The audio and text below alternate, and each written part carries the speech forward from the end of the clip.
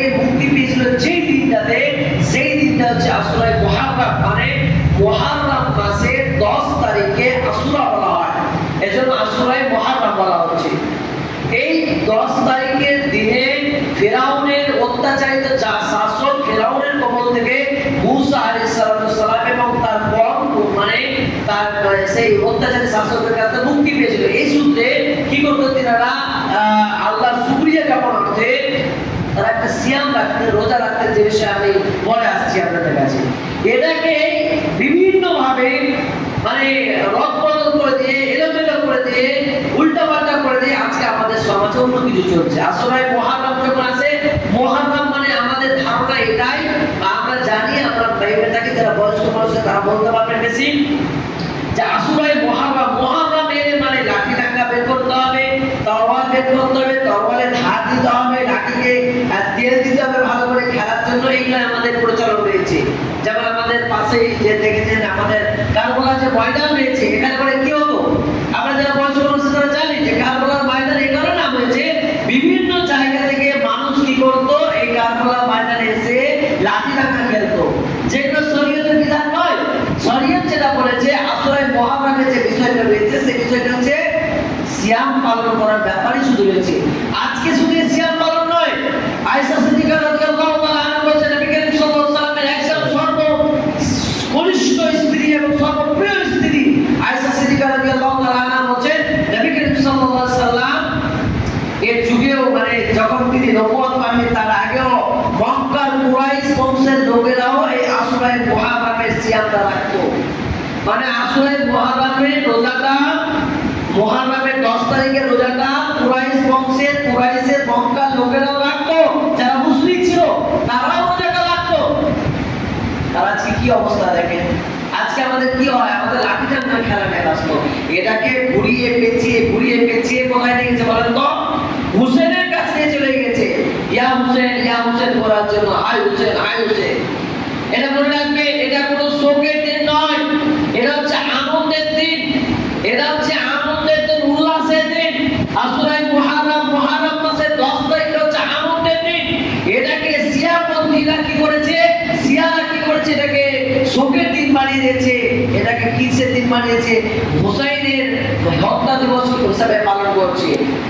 এর অনেক রহস্য রয়েছে, আপনি দেখবেন ডক্টর আসাদুল্লাহ কারি হাফেজাহুল্লাহ স্যারের একটা বই রয়েছে, আসলে মুহাররম মুহাম্মাদের করণীয় মোটা বই রয়েছে, সেখানে করে তিনি বিস্তারিত বিষয়ে আলোচনা করেছেন যে শিয়ারা কিভাবে চক্রান্ত করেছে। একটা জিনিস মাথায় রাখবেন, আজকে শিয়ারা যে হাই হুসেন বলে মুখ কাটাচ্ছে, বা এর অনুসরণকারী যারা অন্তর্ভুক্ত রয়েছে, সুন্নি কিছু মানুষ এগুলো কাজ করছে হুসেনের জন্য। আমি বেশ কিছুদিন আগে কালিয়াচলে একজন বিখ্যাত হানাফিকে এটা পোস্ট করে কমেন্ট করেছিলাম যে তোমরা আজকে হুসেনের জন্য হাই হুসেন করছো, হুসেনকে মেরে ফেলেছিল এই জন্য তোমরা নিজের বুককে ছিঁড়ে ফেলে দিচ্ছ, নিজের মানে পিঠকে রক্তাক্ত করে দিচ্ছ। কই হুসেনের ভাই একজন ছিল, তার নাম কি হাসানকে তো বিষ খেয়ে মারা হয়েছিল, কই তোমরা তো কেউ কোনো বিষ খাও না, খেয়েছে? আপনাদের বলতে পারবেন পুরো ইতিহাস যে কোন শিয়াপন্থী, কোন হানাফি লোকগুলো, হাসানের মৃত্যুর জন্য তারা বুককে ঢাকাচ্ছে, রক্তাক্ত করেছে পিঠকে, কিন্তু কই হুসেন হাসানের জন্য তো পিছকে তারা মরে না, কারণ হুসেনের ভাইকে হাসানকে পিছ খেয়ে মারা হয়েছিল, কিন্তু তারা সেটা করে না। এখানে একটা রহস্য রয়েছে, কেন আজকে তারা হুসেনকে মানছে আর কেন তারা হাসানকে মানে না? এটা কারণ রয়েছে এটাই যে সিয়াদের ইরানিদের একজন বিখ্যাত মানে বাদশা ছিল, সেই বাদশা মানে আত্মীয় সাথে হুসেন রাদিয়াল্লাহু তাআলা বিয়ে হয়েছিল, সেই সূত্রে তারা হুসেনকে মানতে চাইছে, হাসানকে মানতে চায় না। আজকে বর্তমান সময় দেখবেন যারা ইরানকে একদম ইসলামী রাষ্ট্র মনে করে দাবি করে, অনেকে আছে এখানে বসে, আপনারা অনেকে আমাদের গাজীনগরে আছে, মহাদেবনগরে আছে, বিভিন্ন জায়গায় আছে, ইরানকে বিশাল রাষ্ট্র নায়ক মনে করে।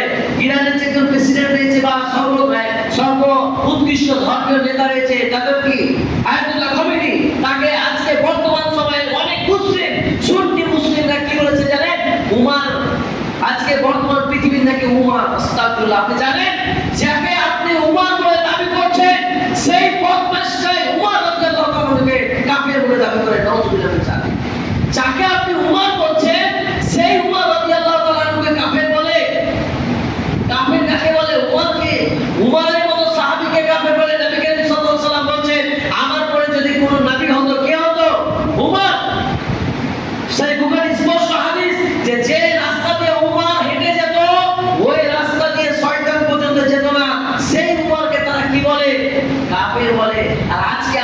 অনেক সুন্নি ভাইরা, সুন্নি বাবাজিরা ইরানের প্রেসিডেন্ট মানে সর্বধর্মীয় সর্ব উৎকৃষ্ট ধর্মের নেতাকে আয়াতুল্লাহ খোমেনিকে বলছে এই যুগে নাকি উমার, আস্তাগফিরুল্লাহ। আপনি জানেন সেখানে করে উমারকে হত্যা করে আবু লুলু বলেছে হত্যা করেছিল উমর রাদিয়াল্লাহু আনহুকে পেট চিরে পেটে যে খঞ্জর ভরে দিয়েছিল তার পুত মানে সেখানে করে ইরানে কবর রয়েছে। সেখানে করে প্রতিদিন যা সূত্র খবর পাওয়া যাচ্ছে আয়াতুল্লাহ খোমেনি সেখানে গিয়ে সিজদা করে, সেখানে গিয়ে নামাজ পড়ে।